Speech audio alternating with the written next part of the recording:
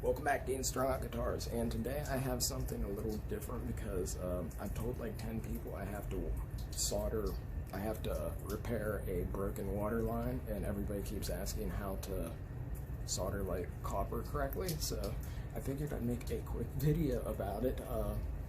As you can see, my grandfather has some Rip Goldberg 50 damn valve thing going on. I need to replace that. So I'll have one up with guitar here in the next few days, and yeah, enjoy again.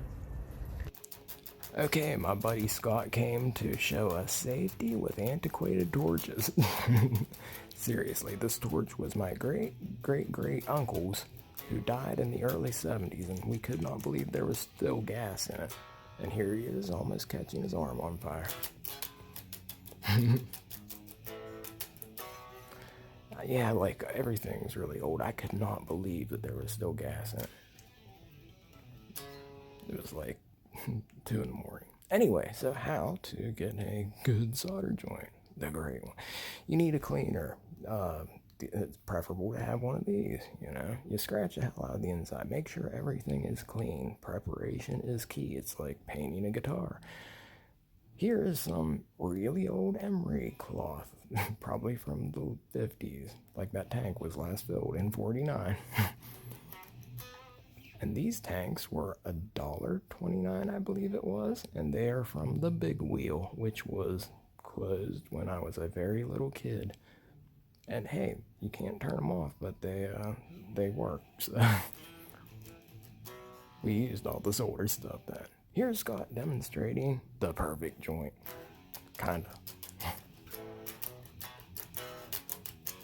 You gotta put flux on it. Make sure everything is clean. That is the key. Make sure everything is clean. Heat it up and it'll start to you'll notice the color change, and then you just have to dab it with a solder. This is old lead solder, but they have 50/50 now. That's it, right there. Now you can wipe it off while it's still hot with some flux. And, you know, you got a nice, pretty clean joint, kind of, Scott. Scott's a longtime friend and neighbor.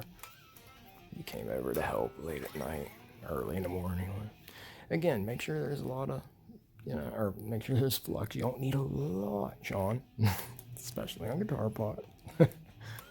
Especially in small areas. You can just sand it. But make sure it's on the inside and outside of any pipe.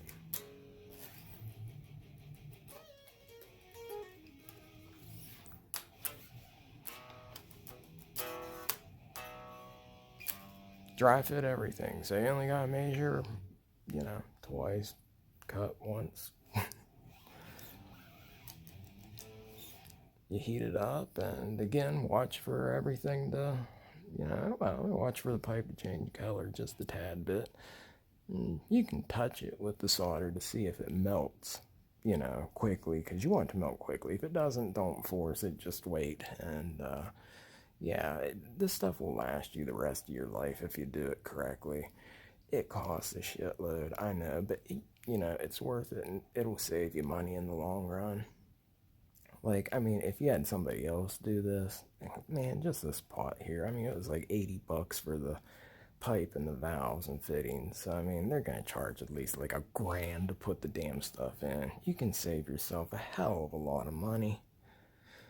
Here I'm kind of showing you, if you just heat it up just a tad, wipe some flux on it,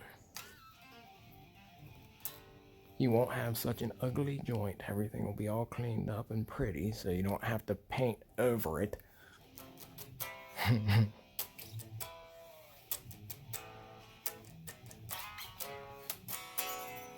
Shiny. And this is how far along we've come there. I know, like, everybody gets intimidated by stuff like this, but it's really not that hard. Like, again, you clean it, make sure it's clean. It's just like painting a guitar. The prep work takes forever. The painting doesn't take long. The drying takes forever. And that's kind of the same way with this. You know, you get impatient because, like, damn it, can't wait to buff that thing. yeah, you sit here and again you burn, see the little bit of flux come off there. Changes colors. And you just gotta dab it there, you know? And it's called a capillary response. So, you know, it leaks down, gets sucked, whatever, in between the pipe. Hence the capillary response. You don't have to force the solder down. You don't have to twist it or anything like that. And nowadays, solder's like 50-50, I believe. Okay, this wonderful thing right here. Because of the city and everything, you can see I'm soaking wet and cold as hell, miserable. It's like below freezing.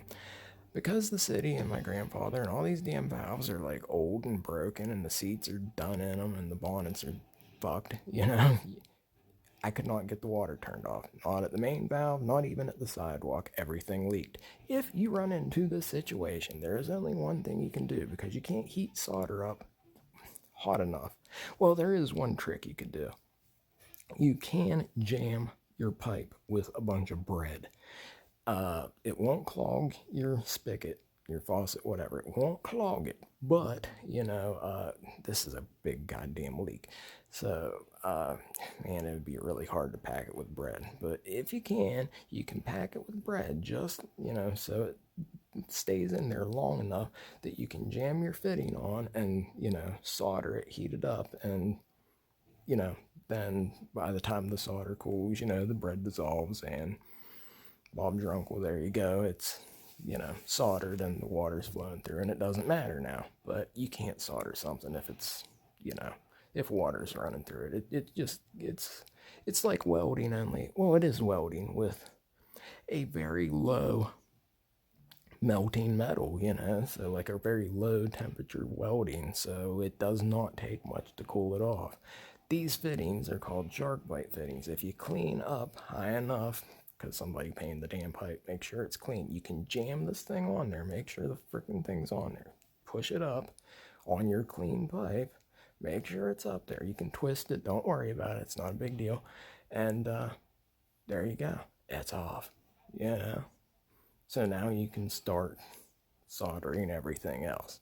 But other than using one of these, bread's the only other option if you can't get. Okay, here, this is one of those really old sinks, probably like 80 or 90 years old. These things were made wonderfully. Yes, it needs cleaned. It has not worked in forever. It's just leaked. All you have to do to fix this leaking sink is to pop out this seat. So all you had to do is take the handle off. Well, not the handle, but the whole seat there. And now we have old containers of seats. So, like, nowadays, they only want to sell you, like, you know, like a package of 2 for, like, $10. Back then, they sold you, like, 100 of them for, like, $1. So, luckily, we still have tons of them. All you gotta do is find the right size. And this one's flat. I put another flat one in there. You don't have to. You can put one of the domed ones in as long as you put the dome facing the sink, the flat side facing the handle itself.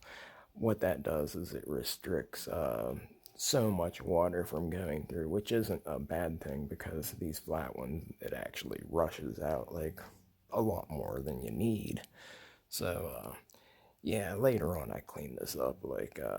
well, the next day I cleaned it up and on a wire brush and everything, because these old faucets are nice. Everything nowadays is made to, like, just freaking throw out. Like, back then you could buy the damn sink for, you know, a few bucks and fix it for 100 damn years and it was fine. Now, yeah, you can't do that. All you gotta do is take that screw out.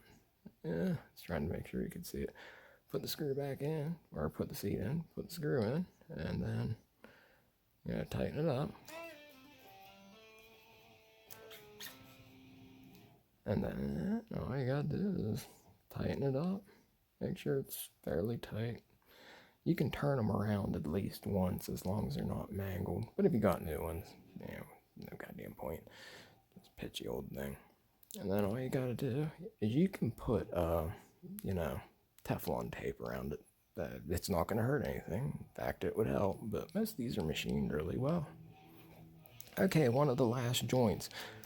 All you gotta do is, put it together, and if you have a wall behind you and it's not stone and it's, say, like wood, and you have to deal with a torch and you don't want a black spot on your wall, you can put a piece of tin behind you or something. You don't want, like, you could use aluminum, I suppose, but it wouldn't be optimal. You'd want to use like steel or a piece of tin or something.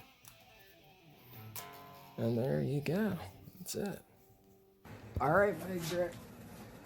It's like 5 in the morning, and if you wanted to see me throw a fucky fit, it's gonna be now.